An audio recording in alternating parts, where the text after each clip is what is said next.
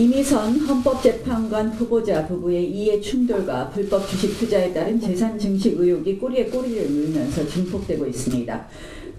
주식 보유 회사의 재판을 맡은 것도 모자라 회사 내부 정보를 활용한 투자 의혹도 커지고 있습니다. 이해 충돌은 불법 내부 정보 활용 이해 충돌, 불법 내부 정보 활용 의혹 등 위법성이 짙어 보입니다. 헌법재판관 후보자 청문회에 앉기 전에 검찰청에 먼저 앉았어야 하는 것 아닌가 하는 이런 생각이 듭니다. 아내가 했다, 남편이 했다, 도저히 납득하기 어려운 변명들입니다. 국민을 우롱하는 이러한 책임 회피는 국민들의 공분만 키우고 있습니다. 서민들의 박탈감과 좌절감은 더욱 커집니다. 이미선 후보는 법관으로서의 최소한의 양심이 있다면 본인 스스로 사퇴함이 마땅합니다. 우리 당은 이미선 후보자에 대해서 월요일 검찰 고발을 추진하겠습니다. 그리고 검증에 대해서 한 말씀 드리겠습니다. 이것은 부실검증, 인사검증에 실패했다 이런 수준이 아닙니다. 한마디로 검증을 해야 될 직무를 유기한 것입니다. 이 재산거래, 재산신고에 관한 것을 일견하기만 해도 이 부분에 대해서 사실관계를 확인할 수 있었습니다.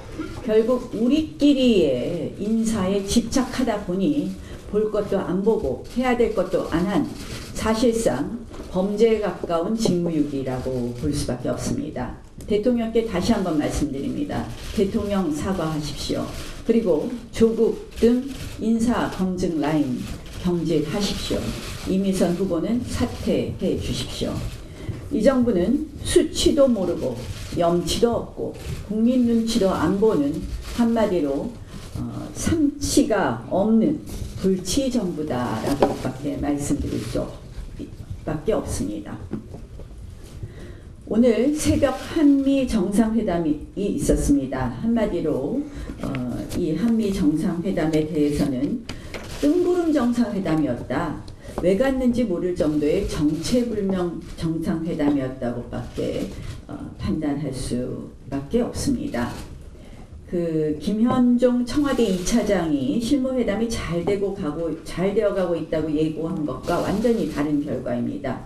굿 이너프 딜에 대해서 미국 측에서 어느 정도 용인해 줄 것처럼 안개를 피웠으나 결과는 전혀 다릅니다.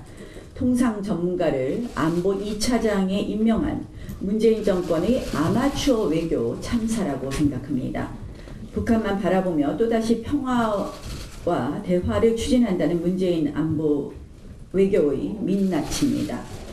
남북정상회담을 준비하면서 사실상 밑자락을 까는 그런 사전 포석으로밖에 보이지 않습니다.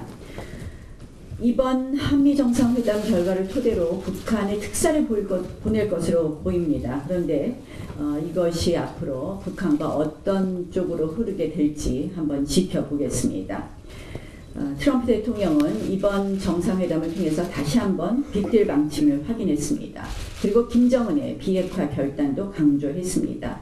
회담 후 질의에서 현 수준의 제재 완화를 제재를 계속해서 유지하겠다는 입장도 표명했습니다. 이번 정상회담에 대해서 정말 뜬구름 정상회담, 밑자락 깔기 위한 정상회담이라는 생각을 하면서 다시 한번 이 정부의 아마추어 외교에 대해서 또 북한 바라보기 외교에 대해서 실망을 금치 못한다는 말씀을 드립니다. 어제 그제 이틀간 상해의 임시정부와 임시의정원 관련된 행사와 그리고 행사에 참여하고 왔습니다. 정말 그분들의 이 뜻을 다시 한번 생각했습니다. 그분들의 용기, 그리고 헌신, 그리고 독립에 대한 열정이 오늘날 대한민국을 만들었다고 생각을 합니다.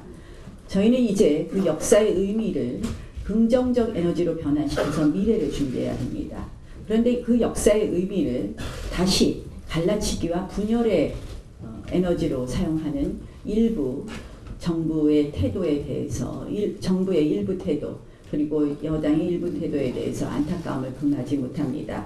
지금 대한민국 근현대사 논쟁이 계속되고 특히 또 여러 가지 그 기념 행사나 또는 그런 기념 전시에 있어서 이승만 대통령이 외면되고 있다고 합니다. 이러한 부분에 대해서 정말 우리의 독립운동을 한 선조의 또 독립지사의 뜻을 우리가 받든다면 그것을 통합과 긍정적 에너지로 변환시키는 데 있어서 정부와 여당이 앞장서 줄 것을 다시 한번 촉구합니다. 어제 이상 마치겠습니다.